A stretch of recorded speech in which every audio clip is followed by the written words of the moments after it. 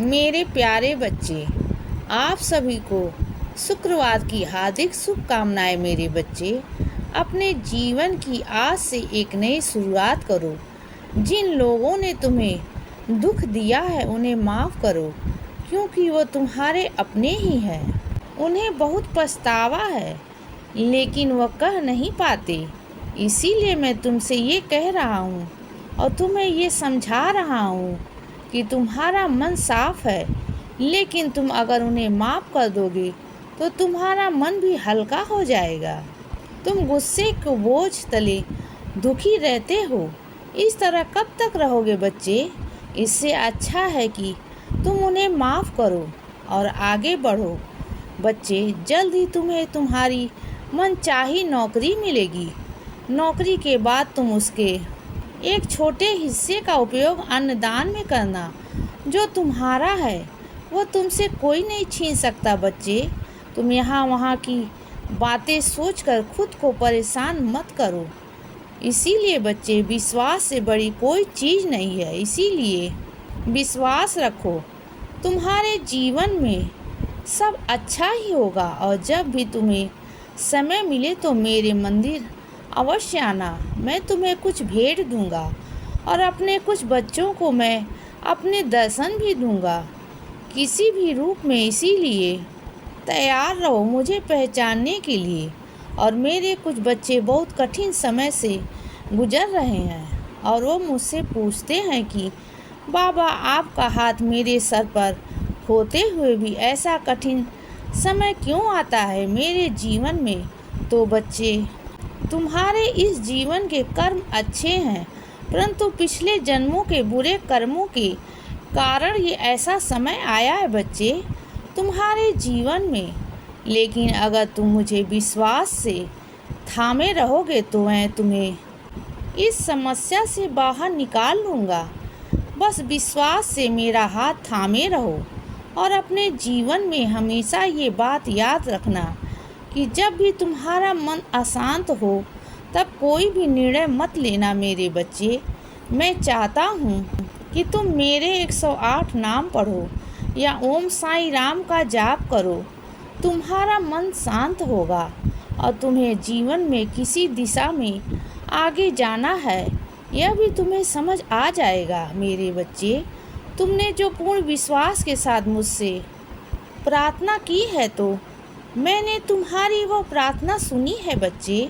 और उन प्रार्थनाओं में से एक प्रार्थना पूर्ण करने का समय आ गया है। मैंने इतने समय तक तुम्हें वो नहीं दिया जो तुम मुझसे वो मांग रहे थे, क्योंकि मुझे तुम्हारे अंदर की सब्री देखनी थी बच्चे।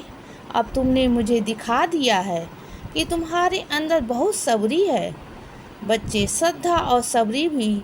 इसीलिए अब तुम्हारी प्रार्थनाओं का उत्तर अब तुम्हें मिलना शुरू हो जाएगा। तुम कल जो थे वो आज नहीं हो, क्योंकि आज तुम एक बहुत बेहतर इंसान बन गए हो।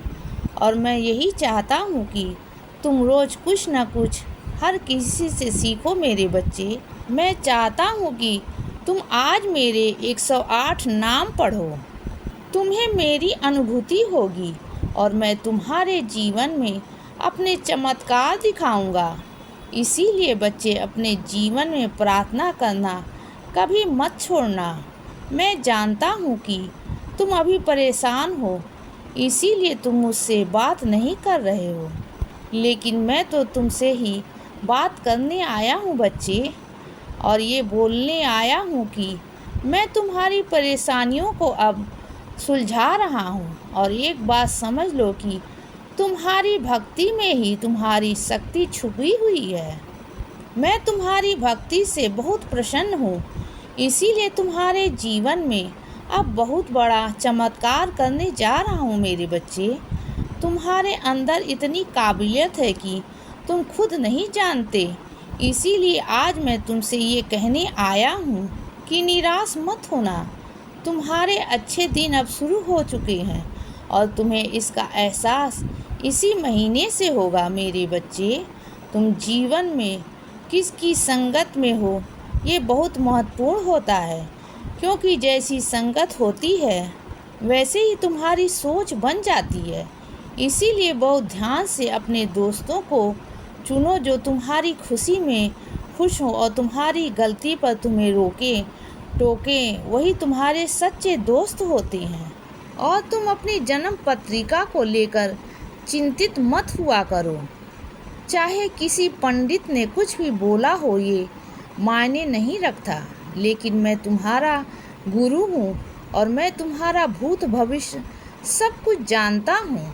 इसीलिए जो तुम्हारी किस्मत में नहीं लिखा है, मैं तुम्हें वो भी दूंगा। बस अपने कर्म अच्छे रखो मेरे बच्चे।